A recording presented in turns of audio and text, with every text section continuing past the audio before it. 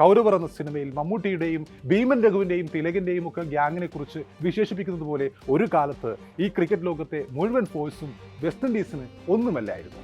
അങ്ങനെയുള്ള West Indies team, പ്രതാപികളായ West Indies team, West Indies ക്രിക്കറ്റിനാൽ സൃഷ്ടിക്കപ്പെട്ട ഒരു സാങ്കല്പിക രാജ്യമാണ് എന്ന് നമുക്കറിയാം.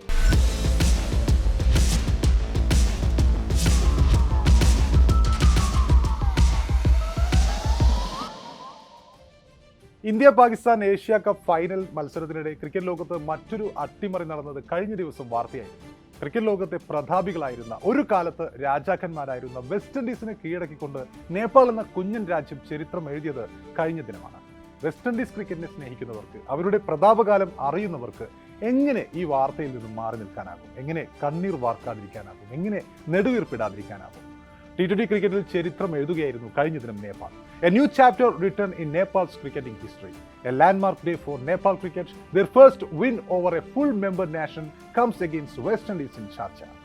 വെസ്റ്റ് ഇൻഡീസിനെതിരെ ആദ്യ T20 മത്സരത്തിൽ 19 റൺസിന് വിജയിച്ചതോടെ ICC ഫുൾ മെമ്പർ ടീമിനെതിരെ ആദ്യ ജയം സ്വന്തമാക്കാൻ നേപ്പാളിന് കഴിഞ്ഞിരിക്കുകയാണ് കഴിഞ്ഞ ദിനം. തങ്ങളുടെ 104ാമത്തെ മത്സരത്തിലാണ് നേപ്പാൾ ചരിത്ര വിജയം സ്വന്തമാക്കിയത്.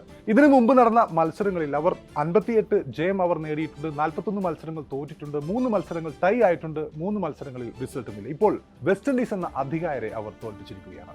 ഷാർജ ക്രിക്കറ്റ് സ്റ്റേഡിയത്തിൽ ടോസ് നഷ്ടപ്പെട്ട് ബാറ്റിംഗിനെത്തിയ നേപ്പാൾ 8 വിക്കറ്റ് നഷ്ടത്തിൽ 148 റൺസാണ് നേടിയത്. 38 റൺസ് നേടിയ ക്യാപ്റ്റൻ രോഹിത് പൗഡേലാണ് അവരുടെ ടോപ്പ് സ്കോറർ. മറുപടി ബാറ്റിംഗിൽ T20 ക്രിക്കറ്റിൽ ലോക കിരീടം അടക്കം നേടിയ വെസ്റ്റ് ഇൻഡീസിന് 9 വിക്കറ്റ് നഷ്ടത്തിൽ 129 റൺസ് എടുക്കാനാണ് സാധിച്ചത്.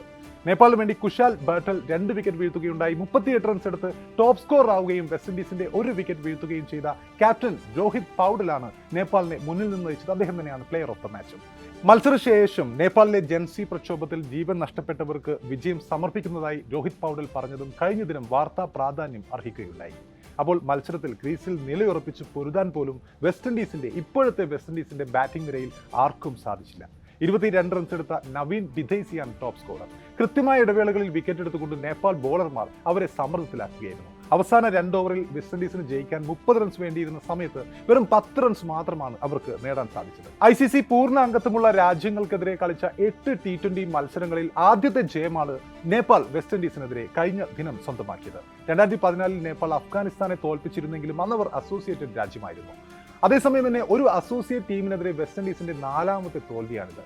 2022 T20 ലോകകപ്പിൽ സ്കോട്ട്ലൻഡിനോട് വെസ്റ്റ് ഇൻഡീസ് തോറ്റിരുന്നു. 2014 അയർലൻഡിനെതിരെയും 2016 T20 ലോകകപ്പിൽ അഫ്ഗാനിസ്ഥാനെതിരെയും വെസ്റ്റ് ഇൻഡീസ് T20 മത്സരങ്ങളിൽ പരാജയം അറിഞ്ഞിരുന്നു. ഇരു ടീമുകളും അയർലൻഡും അഫ്ഗാനിസ്ഥാനും ആ സമയത്ത് അസോസിയേറ്റ് രാജ്യങ്ങളായിരുന്നു. അപ്പോൾ നേപ്പാളിനെ സംബന്ധിച്ചിടത്തോളം history created. Nepal stunned the cricketing world, defeating West Indies by 19 runs in the first T20 match. നേപ്പാളിന്റെ ജയത്തിനൊപ്പം വാർത്തയാവുന്നത് ലോക ക്രിക്കറ്റിലെ അധികായരായ വെസ്റ്റ് ഇൻഡീസിനെ അവർ തോൽപ്പിച്ചു എന്നതാണ്. ആ ഒരു വാർത്തയാണ്, വിൻഡീസിനെയാണ് അവർ തോൽപ്പിച്ചത് എന്നതാണ് ഏറ്റവും പ്രധാനമായി എല്ലാവരും ശ്രദ്ധിക്കുന്നത്. കൗരവർ എന്ന സിനിമയിൽ മമ്മൂട്ടിയുടെയും ഭീമൻ രഘുവിൻ്റെയും തിലകൻ്റെയും ഒക്കെ ഗ്യാങ്ങിനെ കുറിച്ച് വിശേഷിപ്പിക്കുന്നത് പോലെ ഒരു കാലത്ത് ഈ ക്രിക്കറ്റ് ലോകത്തെ മുഴുവൻ ഫോഴ്സും വെസ്റ്റ് ഇൻഡീസിന് ഒന്നുമല്ലായിരുന്നു. അങ്ങനെയുള്ള വെസ്റ്റ് ഇൻഡീസ് ടീം, പ്രതാപികളായ West Indies team, West Indies ക്രിക്കറ്റിനാൽ സൃഷ്ടിക്കപ്പെട്ട ഒരു സാങ്കല്പിക രാജ്യമാണ് എന്ന് നമുക്കറിയാം. ഭൂപടത്തിൽ വെസ്റ്റ് ഇൻഡീസ് എന്ന രാജ്യം അന്വേഷിച്ചാൽ ഒരിക്കലും അത് ലഭിക്കില്ല നമുക്ക്. കാരണം അങ്ങനെ ഒരു രാജ്യമില്ല എന്ന് തന്നെയാണ് ഏറ്റവും പ്രധാനപ്പെട്ട കാര്യം. പക്ഷേ അന്താരാഷ്ട്ര ക്രിക്കറ്റിലേക്ക് വരുമ്പോൾ വിവിധ രാജ്യങ്ങളെ പ്രതിനിധാനം ചെയ്യുന്ന ടീമുകൾക്കൊപ്പം വെസ്റ്റ് ഇൻഡീസ് ടീമിനെയും നമുക്ക് കാണാൻ സാധിക്കും. വെസ്റ്റ് ഇൻഡീസ് ഇല്ലാതെ ഒരു ക്രിക്കറ്റ് ലോകം, ഒരു ക്രിക്കറ്റ് ചരിത്രം എഴുതാൻ നമുക്ക് സാധിക്കില്ല എന്നുറപ്പാണ്. അത് ഏകദിനമായാലും ടെസ്റ്റ് ആയാലും T20 മത്സരങ്ങളായാലും ലോകത്ത് എവിടെയും ആരാധകരുള്ള ടീമാണ്. ഫുട്ബോളിൽ ബ്രസീൽ എന്താണോ അതുപോലെ ക്രിക്കറ്റിൽ വെസ്റ്റ് ഇൻഡീസ് ഭരിച്ചിരുന്ന ഒരു കാലമുണ്ടായിരുന്നു മുമ്പ്. തുടർച്ചയായി 2 ഏകദിന ലോകകപ്പുകൾ നേടിയ ടീമാണ് വെസ്റ്റ് ഇൻഡീസ്. 70കളും 80കളും 90കളുടെ മധ്യപകുതി വരെയും ക്രിക്കറ്റിലെ കിരീടം വെക്കാത്ത രാജാക്കന്മാരായിരുന്നു അവർ. ലോക ക്രിക്കറ്റ് ചരിത്രം എഴുതുമ്പോൾ ഒരിക്കലും ഒഴിച്ചുകൂട്ടാനാവാത്ത ഒരു പിടി താരങ്ങളുടെ തേരോട്ടങ്ങൾ ദർശിച്ച ടീമാണത്. ക്ലൈവ് ലോയിഡും മാൽക്കം മാർഷലും വിവിയൻ റിച്ചാർഡ്സും റോബർട്ട്സും ഗ്രീനിഡ്ജും ഹെയ്ൻസും ലാറയും ചന്ദ്രപോളും കൂപ്പറും ആംബ്രോസും വാൽഷും തുടങ്ങി ക്രിസ് ഗെയിലും ഡ്വൈൻ ബ്രാവോയും പൊള്ളാർഡും നിക്കോളാസ് പൂരനും ഒക്കെ എത്തി നിൽക്കുന്ന ആർക്കും പരിചിതരും ഇതിഹാസങ്ങൾ രചിച്ചതുമായ ക്രിക്കറ്റ് താരങ്ങളെ പ്രൊഡ്യൂസ് ചെയ്ത ടീമാണത്. ഫുട്ബോളിൽ സാംബ സംഗീതം പോലെ ക്രിക്കറ്റിൽ മുഴങ്ങിക്കേട്ട ഒരു കലിപ്സോ സംഗീതമുണ്ടായിരുന്നു മുമ്പ്. ആ ഒരു താളമുണ്ടായിരുന്നു. പൊതുവെ വെസ്റ്റ് ഇൻഡീസ് എന്നത് ഒരു പറ്റം സ്വതന്ത്ര രാജ്യങ്ങളെയും സ്വാതന്ത്ര്യം ലഭിച്ചിട്ടില്ലാത്ത കോളനികളെയും ഒരുമിച്ച് പറയുന്ന പേരാണ് എന്ന് നമുക്കറിയാം. തെക്കേ അമേരിക്കയ്ക്കും വടക്കേ അമേരിക്കയ്ക്കും ഇടയ്ക്കുള്ള ഒരു പറ്റം ദ്വീപുകൾ. പക്ഷേ ക്രിക്കറ്റിലേക്ക് വരുമ്പോൾ Jamaica, Barbados, Antigua and Barbuda, Trinidad and Tobago തുടങ്ങിയ പ്രമുഖർ ഉൾപ്പെടെയുള്ള ചില സ്വതന്ത്ര രാജ്യങ്ങളും ഇതുവരെ സ്വാതന്ത്ര്യം ലഭിക്കാത്ത ബ്രിട്ടീഷ് കോളനികളും ഉൾപ്പെടുന്നതാണ് വെസ്റ്റ് ഇൻഡീസ് ക്രിക്കറ്റ് അസോസിയേഷൻ. കൂട്ടത്തിൽ തെക്കേ അമേരിക്കയിൽ സ്ഥിതി ചെയ്യുന്ന ഗയാനയും ഇവർക്കൊപ്പം വരുന്നുണ്ട്. അവരുടെ അമിത വൈകാരികതയ്ക്കും കുതിപ്പിനും അതേസമയം തുടർന്നുള്ള ഇപ്പോഴത്തെ തകർച്ചയ്ക്കും ടീമിനുള്ളിലെ പടലപ്പിണക്കങ്ങൾ പലപ്പോഴും ഒരു ഘടകമായിരുന്നു. വിൻഡീസ് ക്രിക്കറ്റിനെ എല്ലായ്പ്പോഴുമുള്ള ഒരു ശാപമായിരുന്നു ഒരു ടീമിനുള്ളിലെ ഭിന്നതകൾ, മാനേജ്മെന്റുമായുള്ള ഭിന്നതകൾ, സാമ്പത്തിക പ്രതിസന്ധി, വൻ ലീഗുകൾക്ക് പിന്നാലെ പോകുന്ന നാഷണൽ ഡ്യൂട്ടി ഒഴിവാക്കുന്ന താരങ്ങൾ. ഇതൊക്കെയായിരുന്നു വിൻഡീസ് ക്രിക്കറ്റിനെ ഇത്രയും അധോഗതിയിലേക്ക് ഇപ്പോൾ എത്തിച്ചു നിൽക്കുന്ന പ്രധാനപ്പെട്ട ഘടകം. ലോക ക്രിക്കറ്റിലെ ഏറ്റവും മികച്ച ബോളറായിട്ടും സുനിൽ നരേൻ വിൻഡീസ് ടീമിൽ കളിക്കാൻ കൂട്ടാക്കാതെ നിൽക്കുന്നത് നമ്മൾ പലപ്പോഴും കണ്ടിട്ടുണ്ട്. ലോകത്തിലെ ഏറ്റവും മികച്ച ഓൾറൗണ്ടറായ ആന്ദ്രെ റസൽ മാറി നിൽക്കുന്നത് നമ്മൾ കണ്ടിട്ടുണ്ട്. ക്യൂറൻ പൊള്ളാർഡും ബ്രാവോയും അവരുടെ പ്രതാപകാലത്ത് ക്രിക്കറ്റിൽ നിന്നും വെസ്റ്റ് ഇൻഡീസ് ക്രിക്കറ്റിൽ നിന്നും മാറി നിൽക്കുന്നത് നമ്മൾ കണ്ടിട്ടുണ്ട്. നിക്കോളാസ് പൂരൻ അകാലത്തിൽ വിരമിക്കുന്നത് ഈയിടെ നമ്മൾ കണ്ടിട്ടുണ്ട്. ആദ്യകാലങ്ങളിൽ ടോപ്പ് ഗിയറിലായിരുന്നു അവരുടെ യാത്ര. ആ മേധാവിത്വം 90 വരെ തുടർന്നിട്ടുണ്ട്. ടെസ്റ്റ് ക്രിക്കറ്റിലെ മുടിച്ചൂട മന്നന്മാരായിരുന്നു ഒരു കാലത്ത് അവർ. 6 അടി പൊക്കമുള്ള ബൗൺസർ വീരന്മാരായിരുന്നു അവരുടെ എക്കാലത്തെയും ആ സമയത്തെ ആയുധം. Andy Roberts, Joel Garner, Michael Holding, Malcolm Marshall തുടങ്ങിയവരിൽ കൂടി കടന്നുപോയ ആ ഒരു legacy Curtly Ambrose, Courtney Walsh ദ്വയം വരെ ചെന്നു നിന്നത് നമ്മൾ കണ്ടിട്ടുണ്ട്. തുടർന്നും ചില മിടുക്കന്മാർ, ജെറോൺ ടൈലറിനെ പോലുള്ള മിടുക്കന്മാർ, ഫിഡൽ എഡ്വേർഡ്സിനെ പോലുള്ള, കെമർ റോഷിനെ പോലുള്ള മിടുക്കന്മാർ വന്നെങ്കിലും ആ പേര് ഇതിനകം ഇപ്പോൾ പോയിട്ടുണ്ട് എന്ന് തന്നെയാണ് ഏറ്റവും പ്രധാനപ്പെട്ട കാര്യം. അതുപോലെ തന്നെ ബാറ്റിംഗ് സ്റ്റാറ്റിസ്റ്റിക്സിലും വെസ്റ്റ് ഇന്ത്യൻ ബാറ്റ്സ്മാൻമാർ എന്നും മുൻപന്തിയിലായിരുന്നു. വിവിയൻ റിച്ചാർഡ്സ് തൊട്ട് ഗെയിലും ഗ്രീനിഡ്ജും ചന്ദ്രപോളും ഹൂപ്പറും പൊള്ളാർഡും ഒക്കെ അടങ്ങിയ ആ ഒരു നിര.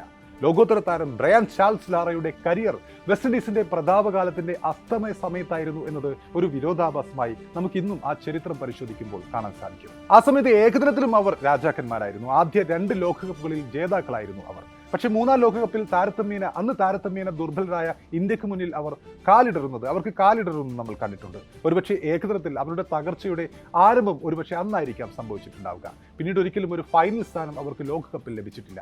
2007 ലോകകപ്പ് വെസ്റ്റ് ഇൻഡീസിലായിരുന്നു നടന്നത്. പക്ഷേ ആ ഒരു 2007 ലോകകപ്പിലും അവർ പരാജയപ്പെടുന്ന, ആദ്യ റൗണ്ടിൽ തന്നെ പുറത്താവുന്ന കാഴ്ചയാണ് അന്ന് നമ്മൾ കണ്ടത്. അതിനുശേഷം പിന്നീട് അവർ ഉയർത്തെഴുന്നേറ്റത് 2010കളിലാണ്. ആ സമയത്ത് അവർ T20യിൽ ഡാരൻ സമി എന്ന ക്യാപ്റ്റന്റെ കീഴിൽ ശക്തമായൊരു T20 ടീമായി മാറുന്നതും കുട്ടി ക്രിക്കറ്റിൽ പ്രബലരായതും നമ്മൾ കണ്ടതാണ്. പിന്നീട് ആ തലമുറ ഒട്ടാകെ വിരമിച്ചതോടെ നരേനും പൂരനും റസലുമൊക്കെ സ്ഥിരമായി ടീമിൽ കളിക്കാതെ മറ്റു തട്ടകങ്ങൾ തേടി പോയതോടെ അവരുടെ അപജയവും തുടങ്ങുകയായിരുന്നു. ഇന്ന് ഇത്ര അസ്ഥിരമായ മറ്റൊരു ടീം ഉണ്ടാവില്ല എന്ന് തന്നെ പറയാം. ചിലപ്പോൾ തീർത്തും ദുർബലരോട് തോൽക്കും, മറ്റു ചിലപ്പോൾ അതിശക്തരെ നിഷ്പ്രയാസം തോൽപ്പിക്കും. ഇപ്പോൾ ഇതാ നേപ്പാളിനോടുകൂടി തോറ്റതോടെ കുട്ടി ക്രിക്കറ്റിലും അവരുടെ തകർച്ച ഏതാണ്ട് പൂർണ്ണമായിരിക്കുകയാണ് എന്ന് തന്നെ പറയാം. നാണക്കേട് പൂർണ്ണമായിരിക്കുകയാണ്. ഇവിടെ നിന്നും വെസ്റ്റ് ഇൻഡീസിന് ഒരു ഉയർത്തെഴുന്നേൽപ്പ് ഈ കുട്ടി ക്രിക്കറ്റിലെങ്കിലും ഉണ്ടാവുമോ എന്ന് കണ്ടറിയണം.